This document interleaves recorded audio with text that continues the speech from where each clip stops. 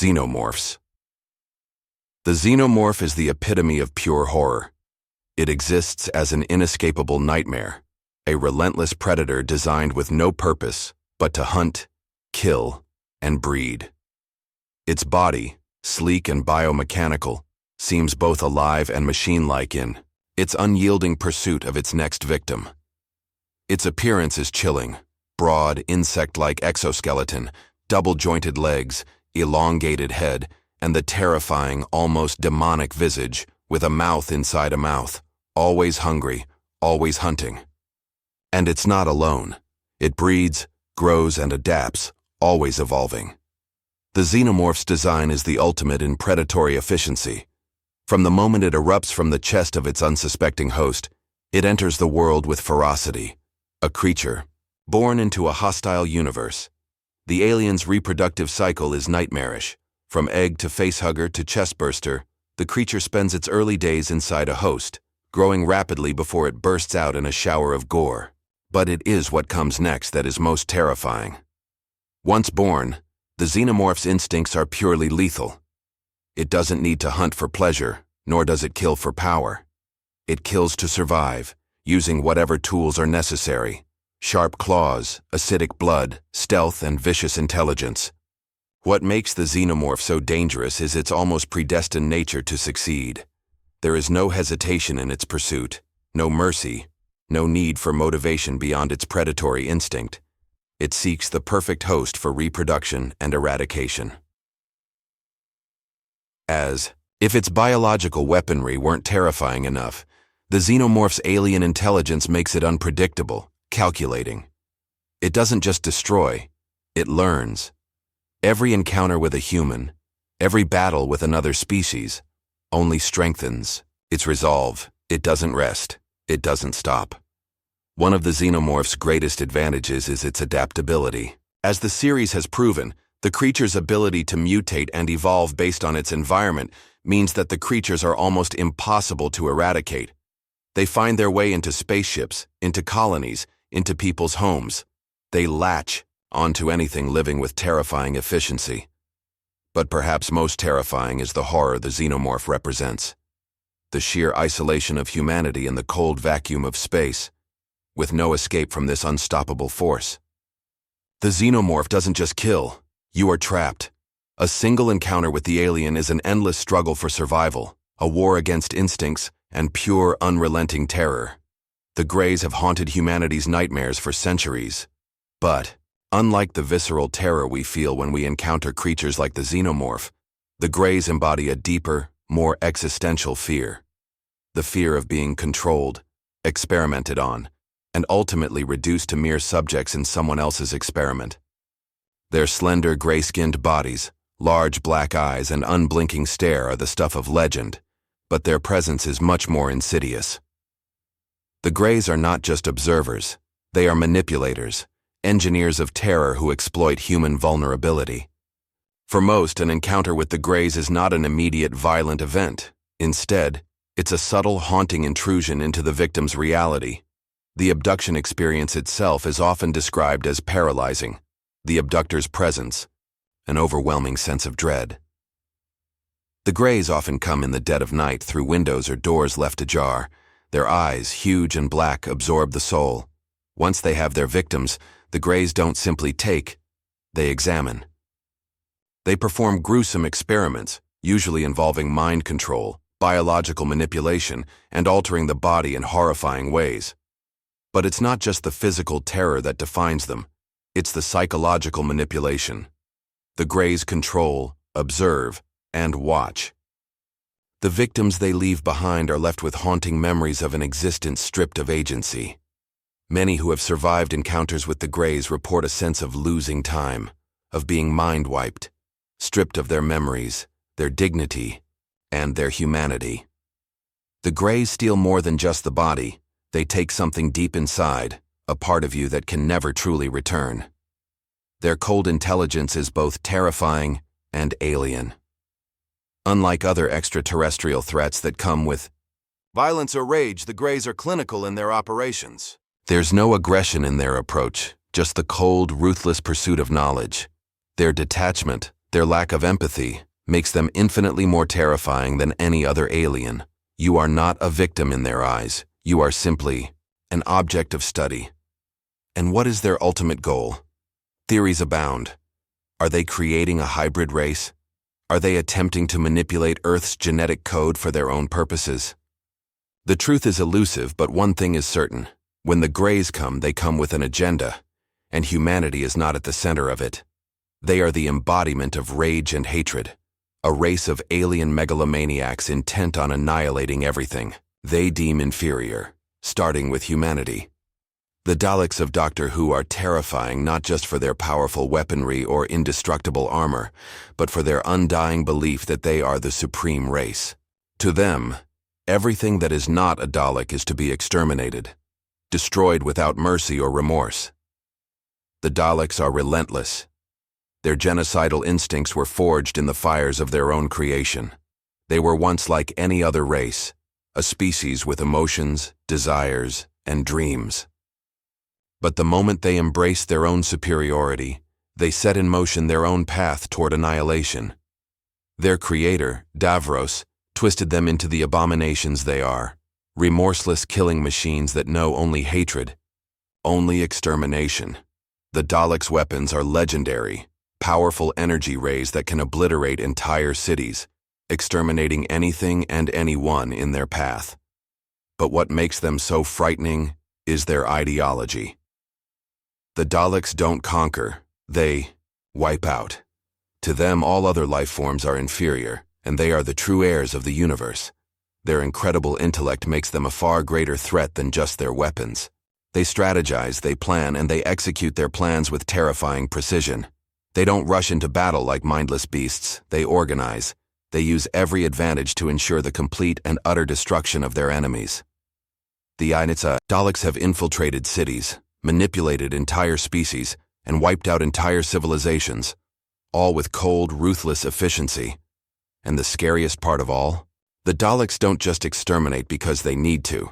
They do it because they believe it is their duty, to purify the universe, to eliminate all the lesser races, to create a world where only they exist.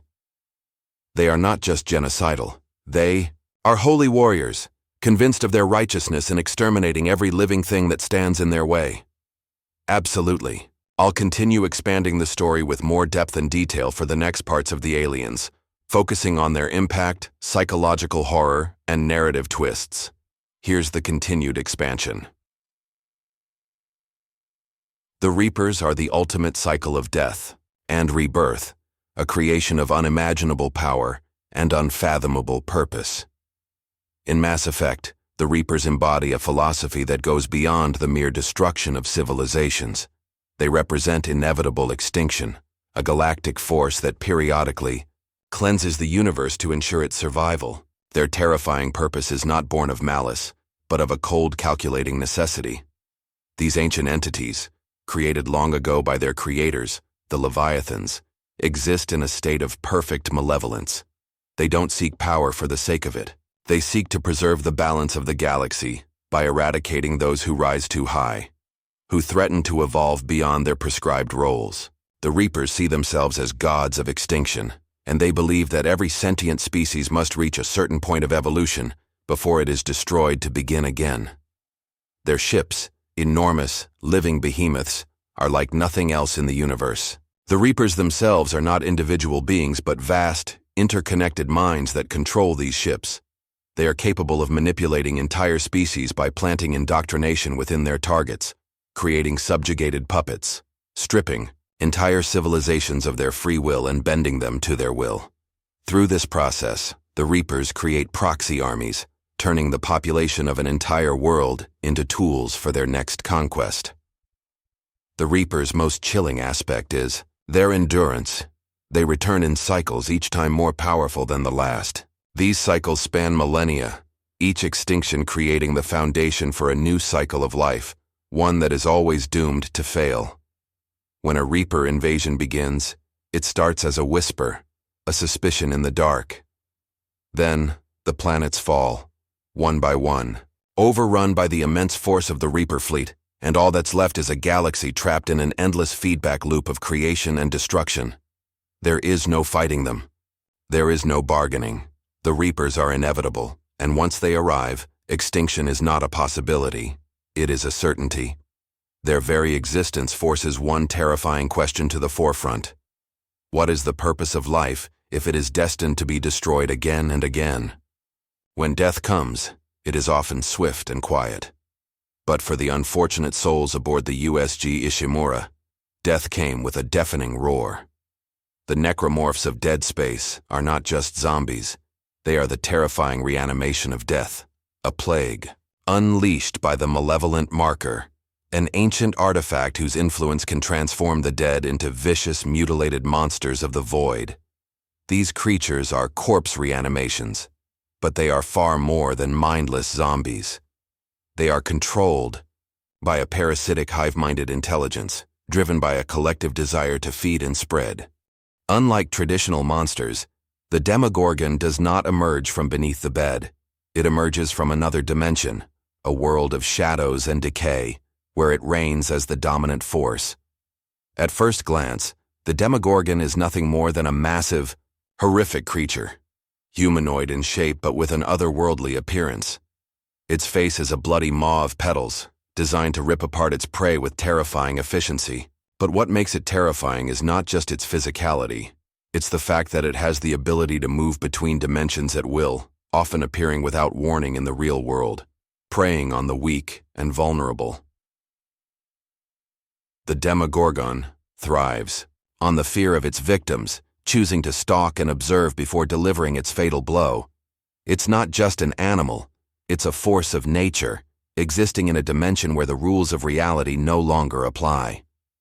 When it steps into the human world, it brings with it the decay and horror of the Upside Down, leaving behind a world twisted and corrupted by its presence. What is most terrifying about the Demogorgon is the reality-altering nature of its existence. It does not just kill, it distorts everything it touches.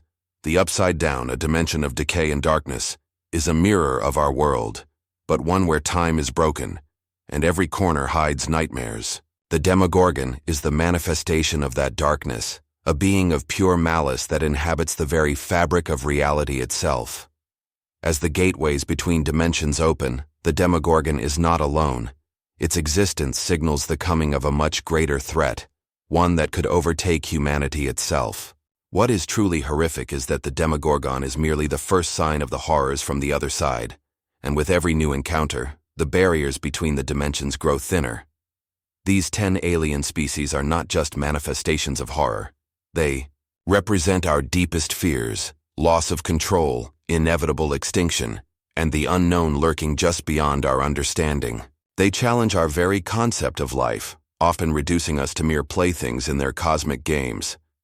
Whether it's the xenomorphs, relentlessly hunting with cold precision, or the Greys, experimenting and manipulating us in ways we cannot comprehend, these entities force us to confront our own mortality, our fragility, and the terrifying possibility that we are not alone, and perhaps never truly in control of our destiny. Certainly, let's continue the expansion of these alien threats, delving even deeper into their horrors, motivations, and impacts.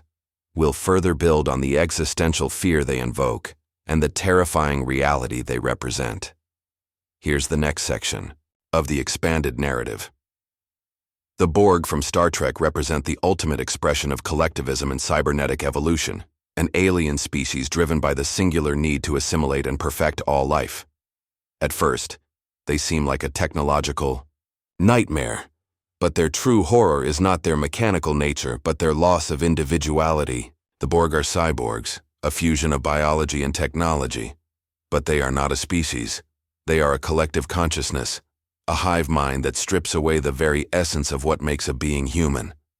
The Borg do not conquer planets in the traditional sense. They do not destroy or enslave, they assimilate. Their goal is to incorporate other species and technologies into their collective consciousness, erasing the identity of each individual in the process.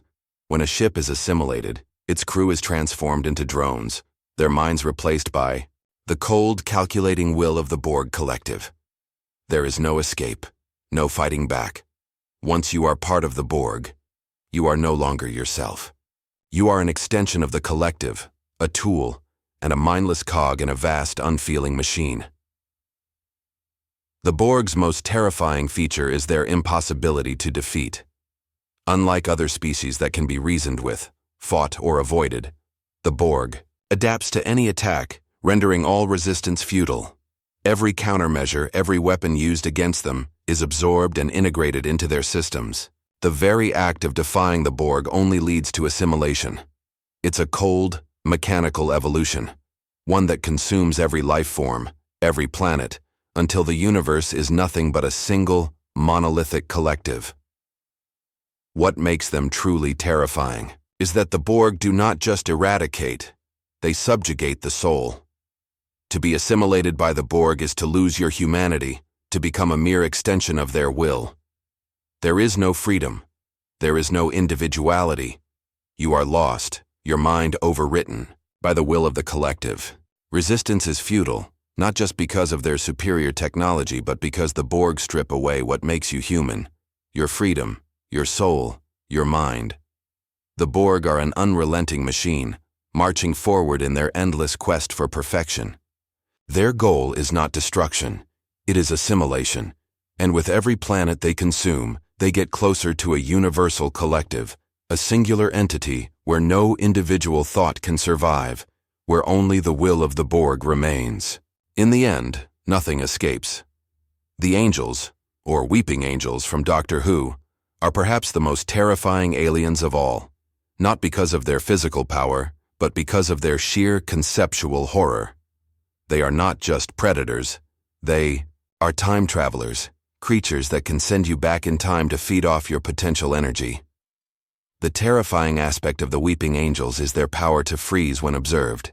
As long as you look at them, they are statues, frozen in place. Yet the moment you turn away or blink, they can move faster than the eye can see, sending you back in time to feed off your life force. These angels are creatures that exist in absolute contradiction. They are statues that only move when unobserved. Their eyes are covered to prevent them from seeing, and yet they have an insatiable hunger for time itself. They don't kill in the conventional sense. They steal your life, erasing your existence and rewriting history. The life they take is more than a death. It's the complete loss of self, a permanent severing of your thread from the timeline, sending you to a time before you were ever born.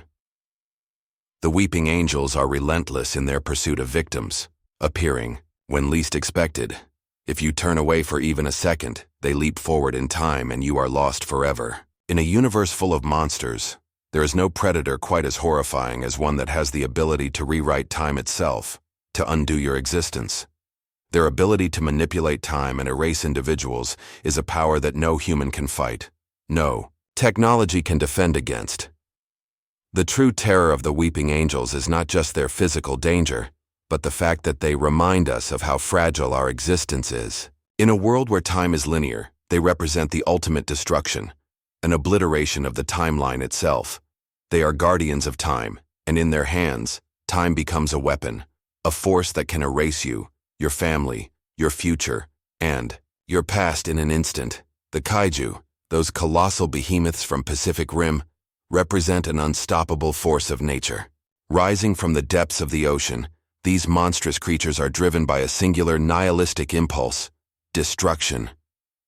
But the terror of the kaiju lies not in their size, though they are enormous and devastating, but in their purpose. These titans are not just random acts of nature. They are sentient entities sent to wreak havoc on Earth, to bring about a new age in which humanity no longer exists. The kaiju are a cosmic horror. They come from a breach in space-time, a portal to another dimension where reality and time are warped, and from this rift, they emerge like ancient gods, ravaging the world with fury and violence. There is no logic to their actions, no diplomacy, no negotiation. The kaiju's arrival on Earth is the beginning of a cataclysm, a war against humanity for which there is no hope of survival. Each kaiju is a unique entity, with its own terrifying abilities. Some breathe fire, others possess toxic, corrosive fluids, and still others are nearly invincible to human weaponry. They come one after another, each attack more devastating than the last, until the very Earth itself seems to tremble beneath their weight. The destruction they bring is total, unyielding. They are nature's fury incarnate, and their chaos cannot be reasoned with. But the kaiju's true power lies in their relentless nature. There is no appeasing them, no stopping their assault. No matter how many times humanity may try to fight back, the kaiju keep coming. In their eyes, humanity is nothing more than an obstacle, an infestation to be wiped out. Every time they are defeated, another one rises from the breach and the process repeats again. The kaiju represent the true force of nature, untamed, uncontrollable, and ultimately, unkillable. The shadows from Babylon 5 are not just creatures, they are the hidden architects of chaos, manipulating events behind the scenes for their own mysterious ends. The shadows are a race of ancient, malevolent beings who see the universe as a battleground, a place to test the strength of civilizations by pitting them against each other. Unlike other alien species, the shadows do not want to conquer. They want to destroy and rebuild, creating chaos in order to inspire their own twisted form of evolution. The shadows thrive on conflict. They believe that the only way to grow stronger is through constant war, and they manipulate species, factions, and individuals into eternal conflict. They use their advanced technology and their ability to manipulate minds to sow division and distrust, setting one civilization against another. The Shadow's ultimate goal is to create a new order, one built from the ashes of endless war. Their most terrifying power is their ability to infiltrate and manipulate. The Shadows can shape entire societies by pulling the strings from behind the scenes. They are the true masters of deception, ensuring that their enemies never even realize they have been manipulated. War becomes their tool, and through it, they build their twisted vision of the universe. What makes the Shadows so frightening is their subtlety. They do not march on planets with armies or spaceships. They slowly twist the minds of those they target, creating chaos from within. They do not seek direct domination. They want to destroy and rebuild in their image, and through chaos, they ultimately impose their vision on the universe. These 14 aliens transcend mere creatures of horror. They are reflections of our deepest fears: paranoia, totalitarianism, self-destruction, and the end of all things. Each alien species represents a different form of extinction, whether it is the physical annihilation of the Borg or the psychological manipulation of the Shadows. Their presence is a reminder that in the vast, cold universe, we are but insignificant, beings often at the mercy of forces far greater than ourselves. Absolutely. Let's continue expanding the final reflections, exploring the deeper philosophical and existential implications of these alien species. We'll connect their horrors to broader human fears and philosophical reflections about our place in the universe. The 14 aliens explored in this narrative are not just horrific creatures, but also reflections of our deepest and most primal fears, pushing us to confront our place in a vast, unforgiving universe. Each of these species challenges our understanding of life, death, survival, and the very essence of what it means to be human. Their presence in the narrative is not merely a story of alien encounters. They serve as a mirror to our own fears, anxieties, and the ultimate fragility of our species. At their core, these aliens represent different forms of extinction, not just physical destruction, but the destruction of the very essence of what makes us individuals and free.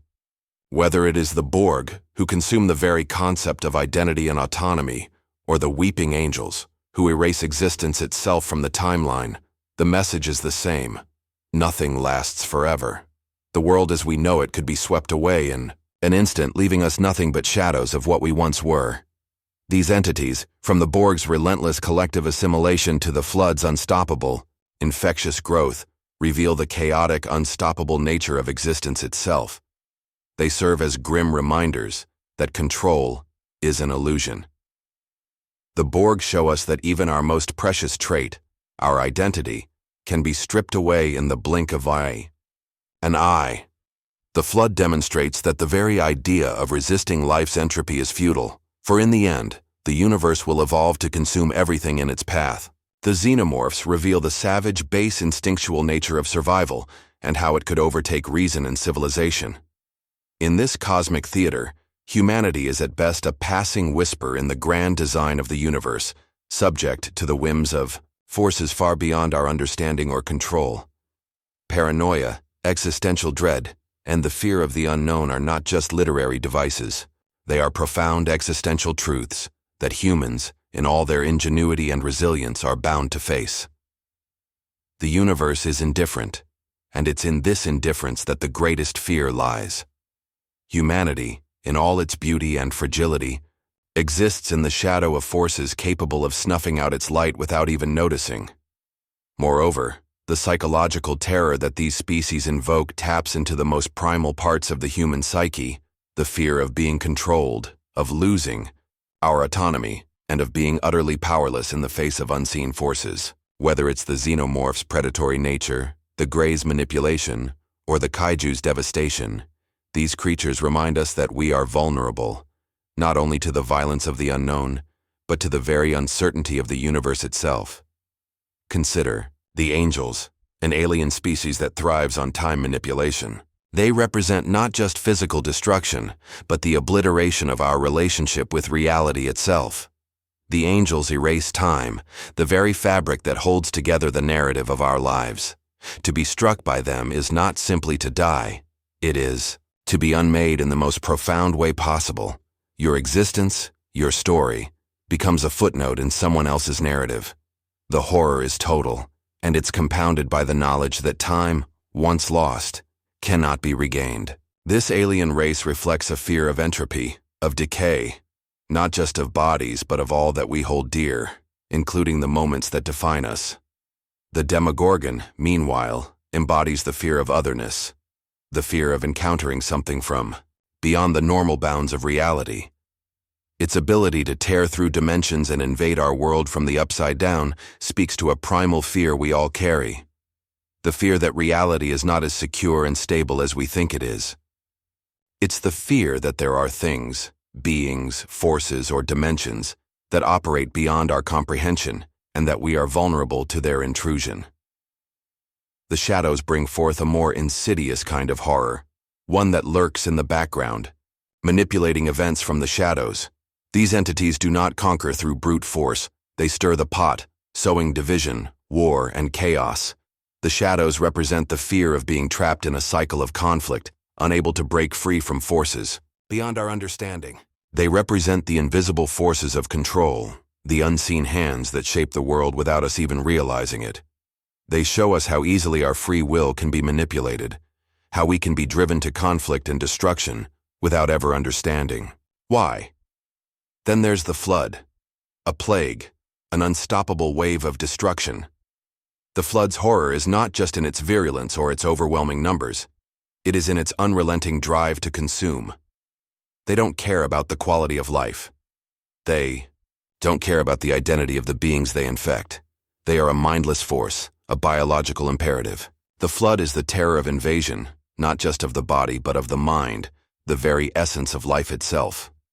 It's a reminder that survival is a fragile thing, and that life can be wiped out not through a bomb or weapon, but by something so small and pervasive like a virus that spreads without warning. Finally, the kaiju reveal the terrifying nature of chaos, the end of civilization by an unstoppable force. These titans, towering over cities and destroying them with impunity, remind us of the fragility of our humanity in the face of ancient, incomprehensible forces. The kaiju's violence is pure chaos, a cosmic storm brought down on the human race by entities ancient and indifferent. They are a reminder of the unchecked power that exists in the universe and of the cataclysmic events we have little power to prevent.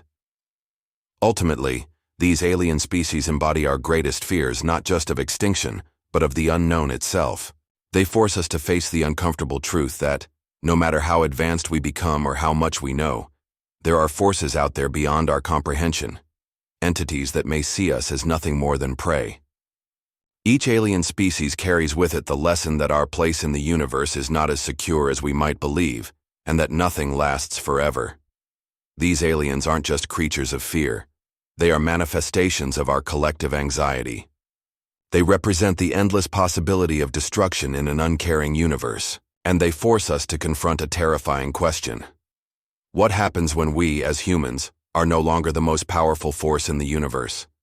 Will we crumble under the weight of that realization, or will we rise to confront these terrifying beings? These questions linger long after the final words are read, or the last alien is defeated. The real horror isn't just the creatures themselves, but the idea that they could one day be real, lurking just beyond our understanding, waiting for us to make our fatal mistake.